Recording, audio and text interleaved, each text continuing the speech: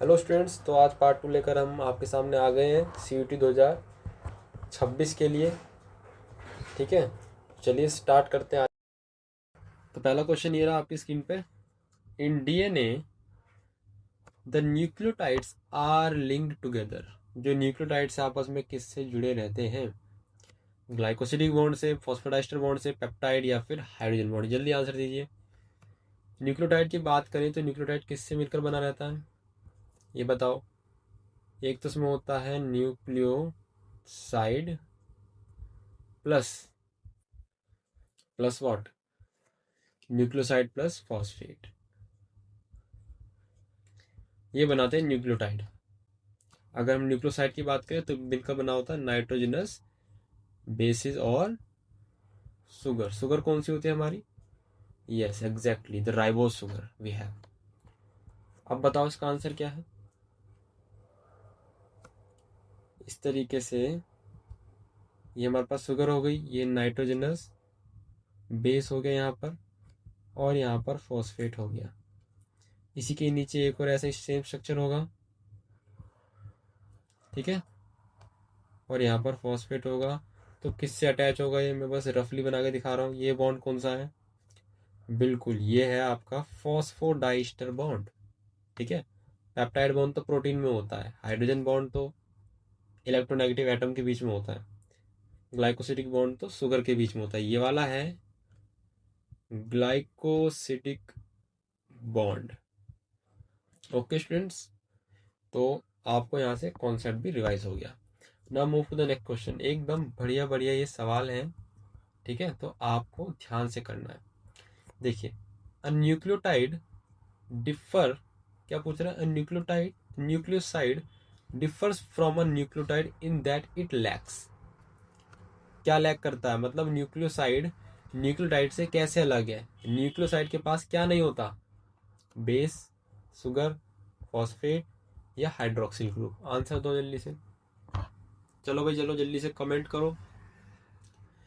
अभी अभी मैंने बताया कि न्यूक्लियोसाइड इज व्हाट। क्या होता है न्यूक्लियोसाइड बाबू?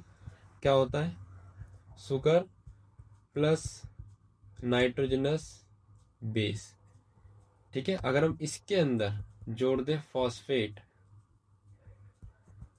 तब ये पूरा कहलाएगा हमारा न्यूक्लियोटाइड। बट टिल नाउ ये हमारा क्या है? न्यूक्लियोसाइड। अगर इस न्यूक्लियोसाइड में कमी किसकी है न्यूक्लियोटाइड बनाने में? फॉस्फेट की। तो क्या कमी है? फॉस्फेट की। फॉस्फेट ग्रुप लगते ही क्या बन जाएगा? न्यूक्लियोटाइड। ठीक है, यही इन दोनों में अंतर है। नेक्स्ट क्वेश्चन में बढ़ते हैं। चलो, क्वेश्चन नंबर 3 दीजिए जवाब, करिए इसे solve. Both deoxyribose and ribose belong to which class of sugar? वाह, मुझे बहुत जल्दी आंसर देंगे अब। कौन सी राइबोज शुगर हम इस्तेमाल करते हैं? ट्रायोज होती है क्या, हेक्सोज होती है क्या, पेंटोज होती है या फिर पॉलीसेक्राइड होती है? जल्दी बताओ, जल्दी बताओ। बिल्कुल सही जवाब। कैसी होती है? हेक्सोज शुगर होती है। ठीक है, अगर इस तरीके से देखोगे, sorry, it is a pentose sugar ना, पेंटोज शुगर होती है। कैसे देखो, 1 2 3 4 और यहाँ पे CH2OH, ये 5 कार्बन, पेंटोज शुगर होती है। ठीक है, तो आंसर विल बी 5। अब डिऑक्सी राइबोज और राइबोज में अंतर क्या होता है एक बार देख लेते हैं। नॉर्मल यहाँ पर दोनों जगह OH OH होता है, 2 प्राइम पर और 3 प्राइम पर। डीऑक्सी में क्या होता है? डीऑक्सी करेंगे तो इस 2 प्राइम वाले को हम यहाँ से हटा देंगे, तो कुछ इस तरीके से शुगर बन जाएगी और हो जाएगा H। तो ये हो गया डीऑक्सी राइबोज और ये हो गया राइबोज। ये हमारा RNA में यूज होती है और ये हमारा कहाँ यूज होती है? अरे जल्दी बताओ भाई। DNA में यूज होती है। ठीक है, इतना समझ आ गया होगा, बहुत बढ़िया। चलो आगे बढ़ते हैं, आगे आगे बढ़ा जाए। क्वेश्चन नंबर 4, एकदम इतनी मेहनत से क्वेश्चन बना के लाया हूँ आपके लिए, ये काफ़ी शानदार क्वेश्चन है। ठीक है, ये कर डाला ना तो CUET नीट बोर्ड सब झिंगालाला हो जाएगा। तो जल्दी क्वेश्चन नंबर 4 पर ध्यान दो, क्या कह रहा है? The fact that purine base always pair with a pyrimidine base in DNA leads to? बताओ। यानी प्यूरिन हमेशा किससे पेयर करेगा? पिरिमिडीन से। अगर ये होगा तो क्या कराएगा? एंटी पैरेलल नेचर कराएगा क्या? Semi conservative nature, uniform width of DNA, या फिर यूनिफॉर्म लेंथ ऑफ डीएनए? देखो बहुत बढ़िया सवाल है, इसे मैं थोड़ा सा यहाँ पर बना के भी दिखाऊंगा। ये हमारा डीएनए स्ट्रक्चर है, यहाँ पर कुछ नाइट्रोजनस बेसिस है, यहाँ पर कुछ नाइट्रोजनस बेसिस है। ठीक, ये हमारा ए है, ये टी है, ये जी है, ये सी है, ये सी है, ये जी है, ये ए है, ये टी है, ये टी है, ये ए है, ये टी है, ये ए है। मान लो ये टी जो है फिलहाल, ये क्या है? ये हमारा प्यूरिन है क्या? सॉरी, पिरिमिडीन है क्या? पिरिमिडीन। और ए क्या है? ए है प्यूरिन। आपने इनके स्ट्रक्चर देखे? अगर स्ट्रक्चर देखे हो ध्यान से तो पिरामिडीन कैसा एक सिंगल रिंग है ना, और प्यूरिन कैसा एक डबल रिंग। तो सिंगल रिंग डबल रिंग आमने सामने आएंगे तो एक इस तरीके से बेस पेयर बनेगा, वही लेंथ यहाँ रहेगी, वही लेंथ यहाँ रहेगी, वही लेंथ यहाँ रहेगी, वही लेंथ यहाँ रहेगी। अगर ऐसा होता यहाँ पर इस तरीके से यहाँ पर दो पिरामिडीन पिरामिडीन लग जाते तो दो रिंग हो जाती, दो रिंग यहाँ हो जाती, फिर नीचे प्यूरिन लग जाता एक रिंग का। तो ये चीज़ क्या हो जाता? डिफरेंट विथ हो जाती, चौड़ाई अलग अलग हो जाती। तो प्यूरिन पिरामिडीन के साथ बेस करता है, इससे क्या फ़ायदा हो रहा है? एंटी पैरेलल तो नहीं होता, सेमी कंजर्वेटिव नहीं, यूनिफॉर्म लेंथ से कोई फर्क नहीं पड़ेगा, यूनिफॉर्म विथ इससे होती है। ठीक है, तो अच्छा क्वेश्चन था, एक बार आप चेक करिएगा खुद से। चलिए, what is the net charge on DNA and histones? बताओ। दोनों के ऊपर पूछ रहा है, ध्यान रखना बच्चों। डीएनए के ऊपर क्या चार्ज है और हिस्टोन के ऊपर? हिस्टोन पता है ना, डीएनए पैकेजिंग में जो इस्तेमाल होते हैं, मालूम होगा। बहुत सही, बताओ। पॉजिटिव होता है, नेगेटिव होता है, दोनों डीएनए पे नेगेटिव होता है और हिस्टोन पे पॉजिटिव होता है, या फिर जीरो होता है? बताओ। देखो डीएनए पर क्या होता है? नेगेटिव होता है और इस पर पॉजिटिव होता है। क्यों पॉजिटिव क्यों होता है इस पर? क्योंकि due to basic amino acid. ठीक है, बेसिक अमीनो एसिड होते हैं जैसे कि लाइसिन, ठीक है, आर्जिनिन, इस टाइप के, तो इन पे पॉजिटिव चार्ज होता है। नेगेटिव क्यों है ये डीएनए? क्योंकि फॉस्फेट ग्रुप की वजह से एट 5 प्राइम एंड्स। तो डीएनए पे नेगेटिव और उस पर पॉजिटिव, तो आंसर विल बी सी। देख लिया क्वेश्चन? ठीक है, बढ़े आगे। चलो क्वेश्चन नंबर 6। क्या कह रहा question number 6? Which scientists had no contribution to the DNA double helix structure? किसका कोई भी मतलब नहीं है कि जिसने डीएनए का डबल हेलिक्स स्ट्रक्चर निकाला, हमें बताया। किसका भाई? रोजालिंड फ्रैंकलिन ने तो क्या करा था? एक्सरे क्रिस्टेलोग्राफी करी थी बच्चों, एक्सरे क्रिस्टेलोग्राफी। ठीक है, ध्यान है ना आपको वो एनसीईआरटी का डायग्राम, कैसे इस तरीके से कुछ स्ट्रक्चर आया था उसमें। ठीक है, ये करा था। तो ये तो था मॉरिस विल्किंस, भाई पता नहीं, हो सकता है। चारगाफ रूल इसने भी दिया था। मेसेल्सन एंड स्टॉल, इसने क्या दिया था? Semi conservative mode of replication. ठीक है, तो ये आंसर क्या हो जाएगा इसका? इसने भी दिया था। किसने कंट्रीब्यूशन कुछ नहीं किया था भाई? ये कौन है? इसने कोई कंट्रीब्यूशन नहीं, तो आंसर हो जाएगा बी। ठीक है, पूछा क्या है? हैड नो कंट्रीब्यूशन, नो का पूछा है। क्वेश्चन नंबर 7, 25 क्वेश्चन है आज, पार्ट 2 है। क्वेश्चन थोड़े लेवल अप हैं। ये अगर क्वेश्चन कर डाले तो पूरा चैप्टर का आपको सारांश आपको पता लग जाएगा, आपको चैप्टर कितना आता है, कितना कंसेप्ट आता है उसका। ठीक है, तो ध्यान रखना, first genetic material could be, पहला जेनेटिक मटेरियल क्या हुआ होगा। ये क्वेश्चन थोड़ा मिक्स है, एक तो मॉलिक्यूलर बायोलॉजी से प्लस इवोल्यूशन से, ठीक है, इस चैप्टर से और इवोल्यूशन से मिक्स्ड है। बताओ पहला जेनेटिक मटेरियल क्या रहा होगा, कार्बोहाइड्रेट ना, प्रोटीन ना, डीएनए तो बाद में आया, क्या रहा होगा, आरएनए, बिल्कुल सही। इवोल्यूशन से फिर क्या बना, डीएनए। चलो sorry for the noise. Question number 8, discontinuous synthesis of DNA occur in one strand because, क्यों होता है ऐसा बताओ। हमने देखा था ना कि इस तरीके से डीएनए स्ट्रैंड है, ये देखो इस तरीके से, और इस पर कुछ स्ट्रैंड जा रही है, देखो ये तो आपस में जुड़े हुए हैं, ठीक है। चलो मान लीजिए यहाँ पर क्या है, 3 प्राइम, ये 5 प्राइम, ये 3 प्राइम और ये 5 प्राइम, और यहाँ पर लगा प्राइमर। प्राइमर कहाँ लगेगा बताओ, प्राइमर लगेगा यहाँ पर 3 प्राइम, सॉरी इसमें प्राइमर लगेगा यहाँ पर, ये 5 प्राइम और ये 3 प्राइम, और यहाँ पर लगेगा यहाँ 5 प्राइम और ये 3 प्राइम।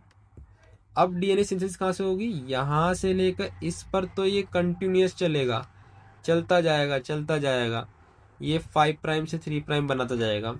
लेकिन यहाँ पर ये यहाँ इतना बनाएगा 5 प्राइम से 3 प्राइम, फिर ये और खुलेगा, फिर इतना बनाएगा, तो बीच का ये सेगमेंट प्राइमर जब हटेगा तो यहाँ पर गैप छूट जाएगा, है ना भाई। जब ये प्राइमर वाला पार्ट हटेगा, ये वाला येलो पार्ट जो प्राइमर था, ये जब हटेगा तो यहाँ पर गैप छूट जाएगा, ये वाला किसके बीच, इसके बीच और इसके बीच। तो ये गैप इन्हें तो कहते हैं हम ओकाजाकी फ्रेगमेंट, ठीक है, ओकाजाकी फ्रेगमेंट इन्हें कहते हैं। खैर ये तो हो गया कॉन्सेप्ट, लेकिन ऐसा होता क्यों है, one DNA molecule is very long, नहीं, DNA polymerase work only 5 prime to 3 prime direction, यही इसका आंसर है, ठीक है, क्योंकि 5 प्राइम से 3 प्राइम डायरेक्शन में ही बनाता है डीएनए को। इट इज मोर एफिशिएंट, नहीं, it DNA ligase join fragments करता है, लेकिन ये इसका रीजन थोड़ी है भाई। तो चलो क्वेश्चन नंबर 9 पर बढ़ते हैं, थोड़ा जल्दी करते हैं। If Michelson and Stall's experiment continues for 4 generation, the ratio of N15 to N15 and N15 to 4, ओहो, मतलब हैवी, हाइब्रिड, और ये क्या हो गया, लाइट, इनका रेशियो क्या होगा बताओ। चलो ये सॉल्व करके देख लेते हैं थोड़ा सा, है ना। मान लो ये हमारे पास पहली जनरेशन है, ठीक है, ये हमारे पास N15 है, 15 लिख रहा हूँ मैं, ठीक है, 15 इसे हमने ग्रो कराया किसमें, ये फर्स्ट जनरेशन होगी, ठीक है। तो ग्रो कराएंगे तो क्या होगा, ये दोनों स्ट्रैंड अलग होंगी क्योंकि सेमी कंजर्वेटिव है, और नई स्ट्रैंड इस पर बन जाएगी, कौन सी वाली, 14 वाली, और ये कौन सी थी पहले, 15 वाली। अब एक और जनरेशन होगी, कितनी जनरेशन चाहिए हमें टोटल, 4, ये दूसरी, तो 1 2, ठीक है, और 2 और निकलेंगी, 3 4। अब इस पर कौन सा आएगा, 14 ही तो, क्योंकि मीडियम तो 14 का ही है, ये 14 आ गया।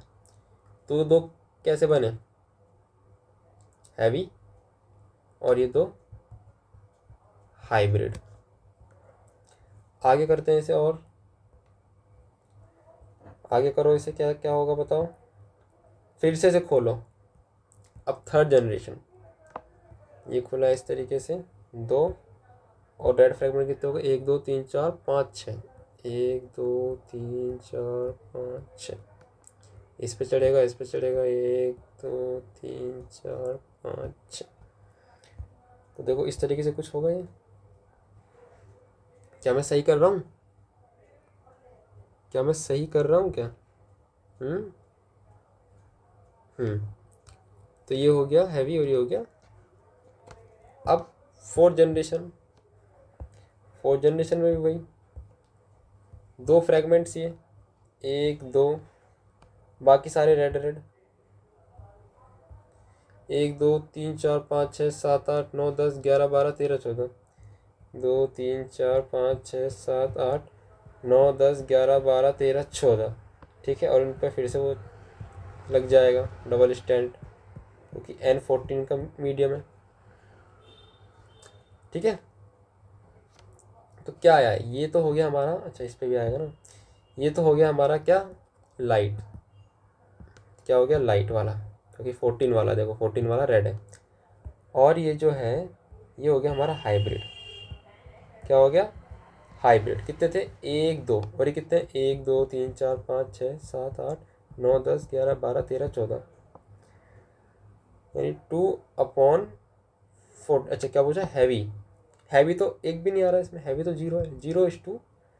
हाइब्रिड कितने आ रहे हैं, 2 2, और लाइट कितने आ रहे हैं, 14, और एक कट के कितना आ जाएगा, 1:7:0। तो आंसर क्या हो जाएगा, आंसर हो जाएगा ये 017 तो आंसर हो जाएगा डी। कितनों का सही था बताओ, बताओ कितनों का सही था, बताओ भाई कितनों का सही था, 017, option number D is correct option, ठीक है। तो चलो अगले क्वेश्चन देखते हैं, क्वेश्चन नंबर 10 करो। The promoter and terminator sites for transcription are located at. अगर आपने ट्रांसक्रिप्शन बच्चों पढ़ा होगा तो 3' साइड, 5', 3' और ये 5', ठीक है। प्रमोटर एंड टर्मिनेटर कहाँ प्रेजेंट होते हैं, देखो अगर यहाँ पर ये प्रमोटर है, ये ओपन रीडिंग फ्रेम है, और ये आ गया टर्मिनेटर, ठीक है। एक ही ध्यान रखना, जहां से ये स्टार्ट हो रहा है, देखो यहाँ से होगा इस ओपन रीडिंग फ्रेम का क्या, ट्रांसक्रिप्शन स्टार्ट, यानी कि 5' से 3' जो mRNA बनेगा वो कुछ इस तरीके से निकलेगा, इसमें से कहाँ से, ऊपर वाली स्टैंड में से, क्योंकि ऊपर वाला ही क्या भाई, टेम्पलेट, ये हमारा क्या है, टेम्पलेट स्ट्रैंड, ठीक है। अब मुझे बताओ कि प्रमोटर की सीक्वेंस कहाँ पर है, प्रमोटर कहाँ पर है और टर्मिनेटर की साइड कहाँ पर है। प्रमोटर क्या 3' पर है, बिल्कुल है। टर्मिनेटर के 5' पर है, बिल्कुल है, ठीक है। तो आंसर विल बी 3 एंड 5', क्योंकि हम किसके रिस्पेक्ट में देखते हैं, टेम्पलेट स्ट्रैंड के रिस्पेक्ट में हम देखते हैं। आप ये मत कह देना कि 5' पर भी तो है प्रमोटर, लेकिन नहीं, हमें देखना है अपने टेम्पलेट स्ट्रैंड के रिस्पेक्ट में, तो उसके रिस्पेक्ट में 3' एंड 5' है, ठीक है। समझ आ गया सभी को। चलो अगला question, question number 11। In mature eukaryotic cell, eukaryotic mRNA क्या होता है, mRNA में बताओ, एक्सॉन्स प्रेजेंट होते हैं, केवल इंट्रॉन्स प्रेजेंट होते हैं, कुछ भी प्रेजेंट नहीं होता, या फिर दोनों प्रेजेंट होते हैं। ध्यान रखना मैच्योर पूछ रहा है, तो यदि मैं मानूं कि इस तरीके से ये हमारा mRNA बन के तैयार हुआ, तो पहले क्या आता है, एचएनआरएनए, यानी इसमें कुछ पार्ट ऐसा है जो थोड़ा सा बेफालतू का, मतलब कि क्या है, इंट्रॉन्स हैं, और जो येलो वाला पार्ट है ये है एक्सॉन। एक्सॉन क्या है, कोडिंग पार्ट, और ये क्या है, इंट्रॉन नॉन कोडिंग पार्ट। और जब इसका मैच्योरेशन होता है, यानी जब मैच्योर mRNA बनता है, तो क्या होता है, ये हो गया mRNA, और जो एक्सॉन्स, जो ये इंट्रॉन्स हैं, ये सब इस तरीके से निकल गए स्प्लाइसोसोम की फॉर्म में। तो आंसर क्या हो जाएगा, क्या प्रेजेंट होता है, ये है मैच्योर वाला, क्या प्रेजेंट होता है, only exons is the answer. कितनों का सही था कमेंट में जरूर बताओ। अगला question, RNA polymerase catalysis which step of transcription. RNA polymerase कौन सा स्टेप करता है बच्चे ट्रांसक्रिप्शन में, क्या वो इनिशिएशन करता है, क्या वो एलोंगेशन करता है, क्या वो टर्मिनेशन करता है, या फिर सारे के सारे स्टेप खुद ही करता है, बताओ भाई। अगर आपको ध्यान हो ट्रांसक्रिप्शन होता कैसे है, तो ये यदि प्रमोटर साइड है और ये टर्मिनेटर साइड है, तो क्या होगा, पहले आएगा आपका ये पॉलीमरेज, आरएनए पॉलीमरेज। इसके साथ इनिशिएशन कराने के लिए आएगा सिग्मा फैक्टर। कौन आएगा? Sigma factor. यानी सिग्मा फैक्टर क्या कराता है? इनिशिएशन। और जैसे ही इनिशिएशन हुआ ये हट जाएगा और ये जाएगा आगे, और जैसे ये पहुंचेगा यहाँ पर टर्मिनेशन साइट पर, ठीक है, तो यहाँ पर एक चीज़ और आती है, उस चीज़ का नाम है रो फैक्टर। रो फैक्टर ये क्या है? Rho factor. ये क्या कराती है? टर्मिनेशन। अब आपको पता लग गया होगा इनिशिएशन कौन कराता है? ये तो सिग्मा कराता है।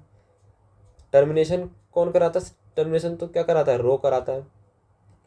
तो इलोंगेशन कराता है अपना आरएनए पॉलीमरेज। देखो ना, ये आरएनए पॉलीमरेज क्या करा रहा है?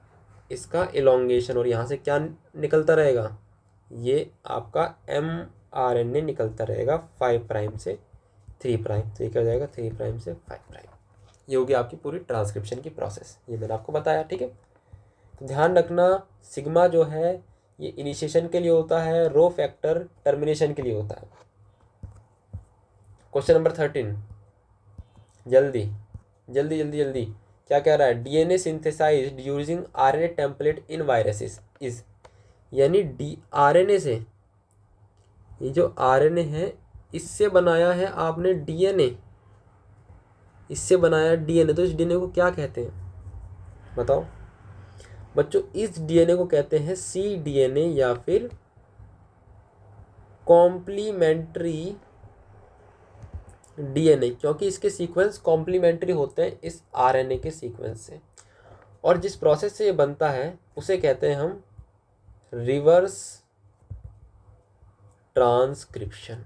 क्योंकि ट्रांसक्रिप्शन क्या था? यदि हम डीएनए को आरएनए में कन्वर्ट करें इसे कहते हैं ट्रांसक्रिप्शन, है ना। लेकिन हम क्या कर रहे हैं? वो आरएनए को उल्टा डीएनए में कन्वर्ट कर रहे हैं, इसलिए नाम आ गया रिवर्स। और इसका एंजाइम कौन काम करता है? एंजाइम काम करता है रिवर्स ट्रांसक्रिप्टेज। और ये किस में मिलता है? रेट्रोवायरसेस में। रेट्रोवायरसेस का एग्जाम्पल बताओ। बिल्कुल सही बात, HIV। क्या कॉज करता है ये? एड्स। वाह, देखो कितनी इन्फॉर्मेशन मिल गई आपको। तो क्या कहते हैं? cDNA। rDNA तो रिकॉम्बिनेंट डीएनए है, ये तो हम बायोटेक्नोलॉजी में पढ़ते हैं। bDNA तो नॉर्मल जो हम पढ़ते हैं ना, डबल हेलिक्स वाला, वो है, तो ये तो नहीं होगा। aDNA भी अनदर टाइप या फिर अनदर फॉर्म है डीएनए की, ठीक है। तो इसका आंसर ही पता लग गया और कॉन्सेप्ट भी आपने सीखा। चलो, which statement is correct about AUG? AUG के बारे में क्या सही है बताओ? AUG के बारे में क्या सही है? कोड्स मिथ्योनिन ओनली, हाँ बिल्कुल सही है। इनिशिएशन कोडोन, हाँ ये भी सही है। Codes methionine in prokaryotes and eukaryotes, बिल्कुल सही है। तो यानी कि सारी बातें जो है इसने सही कही है, ठीक है। आपको कुछ दिक्कत हो इसमें तो कमेंट में जरूर बताओ। अगला क्वेश्चन क्या कह रहा है? To initiate translation mRNA first bind to, यानी कि ये mRNA है, इस पे कोड है मान लो AUG। अगर इसका ट्रांसलेशन यानी पेप्टाइड बॉन्ड बनाना यानी प्रोटीन बनाना है तो सबसे पहले किस पर बाइंड करेगा? अरे मैंने आपको बताया है क्लास में, सबसे पहले क्या आता है? सबसे पहले आता है स्मॉल सब यूनिट, स्मॉल सब यूनिट, ठीक है, स्मॉल सब यूनिट, ठीक। आगे बात समझ में? स्मॉल सब यूनिट,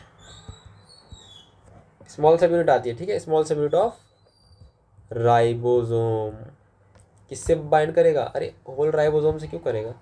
इसके बाद आएगी, जब ये बाइंड हो जाता है इसके बाद आती है बड़ी सब यूनिट, और तब पूरा बनता है कॉम्प्लेक्स। प्रोटीन फैक्टर्स बाद में आएंगे, लार्ज प्रोटीन बाद में आएगा। तो आंसर क्या हो जाएगा? ए। सबसे पहले क्या आएगा? फर्स्ट ये आएगा, स्मॉलर सब यूनिट ऑफ राइबोसोम। ये ध्यान रखना, छोटी छोटी बातें हैं जो भूल जाते हैं, तो इन्हें इस सेशन के द्वारा आप याद रखोगे, ठीक है। चलो इसका आंसर दो। Question number 16, amino acid attaches to tRNA at, किस साइड पर बाइंड करता है? एंटीकोडोन साइड पर, DHU लूप पर, 3 प्राइम एंड पर, या फिर 5 प्राइम एंड पर? इसके लिए आपको थोड़ा सा डायग्राम आना चाहिए। ये जो मैं डायग्राम बना रहा हूँ यह है inverted L shape of tRNA. ये कैसा है? 3D या फिर फंक्शनल शेप है। ठीक है, ऊपर होता है आपका यहाँ, सॉरी, यहाँ पर होता है 3 प्राइम एंड, यहाँ पर होता है 5 प्राइम एंड। अब बताओ कहाँ पर, यहाँ पर है mRNA 1 2 3 1 2 3, यहाँ पर है AUG, यहाँ पर क्या होगा C, और ये U की जगह क्या होगा यहाँ पर G, और सॉरी A, और इसकी जगह U। बताओ आंसर बताओ। तो इसे हम क्या कहेंगे, ये होगा एंटीकोडोन, और ये क्या हो गया, ये तो हो गया कोडोन। और अमीनो एसिड कहाँ आएगा, इस साइड पर, यहाँ बैठकर आएगा अमीनो एसिड, तो इसे हम कहते हैं एक्सेप्टर साइट या फिर अमीनो एसिड साइट। तो कौन सा एंड है, 3 प्राइम एंड। क्या आंसर हो जाएगा, 3 prime and is the correct answer. तो होप आपको समझ आया होगा ये। क्वेश्चन नंबर 16 पर पढ़ो।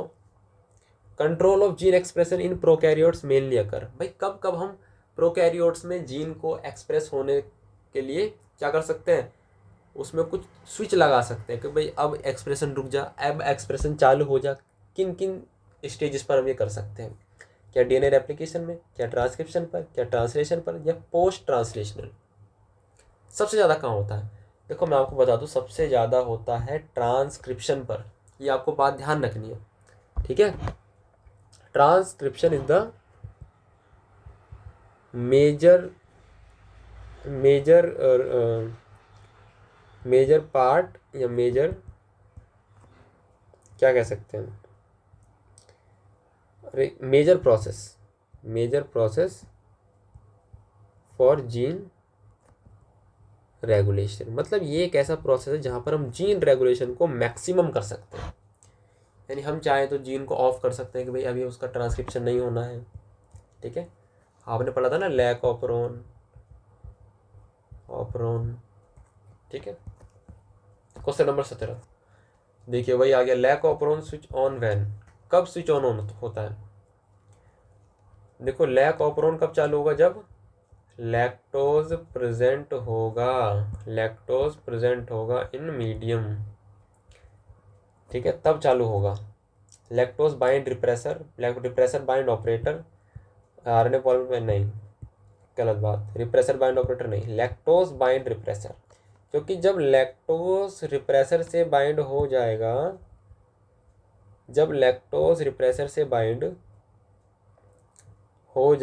ये है रिप्रेसर और ये है लैक्टोज। तो ये जो रिप्रेसर है ये ऑपरेटर पर जाके बाइंड नहीं कर पाएगा। क्या नहीं कर पाएगा, ऑपरेटर पे बाइंड नहीं कर पाएगा, तो एक्सप्रेशन इसका चलता रहेगा।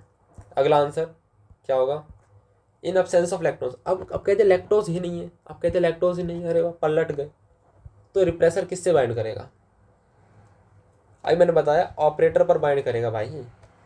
इस तरीके से प्रमोटर है, ऑपरेटर है, और यहाँ पर जीन है lac Z, lac Y, lac A, ठीक है, और यहाँ पर क्या है लैक आई, और इसका ऑपरेटर ये बनाएगा रिप्रेसर प्रोटीन। अगर लैक्टोज प्रेजेंट है तो बाइंड करेगा, फिर ये यहाँ पर बाइंड नहीं कर पाएगा। लेकिन अगर लैक्टोज ही नहीं है तो ये तो बाइंड कर जाएगा, कहाँ पर, यहाँ पर, इस तरीके से, और इसे मास्क कर देगा। अब जब आएगा आपका आरएनए पॉलीमरेज, ही आया, अरे यहाँ तो जगह ही नहीं है, तो इनिशिएशन नहीं कर पाएगा ये, इसका ट्रांसक्रिप्शन पॉलीपेप्टाइड चेन नहीं बना पाएगा, कुछ नहीं हो पाएगा, ठीक है। तो ऑपरेटर पर बाइंड करेगा रिप्रेसर प्रोटीन, ये वाला, ये, ठीक है। अगर कोई भी टॉपिक आपको समझना है इन डिटेल, कॉन्सेप्चुअली, रटना नहीं, समझना है, तो कमेंट जरूर करें, ठीक है। आपकी डिमांड पर मैं जरूर लेकर आऊँगा detail video. Inducer in lac operon binds to.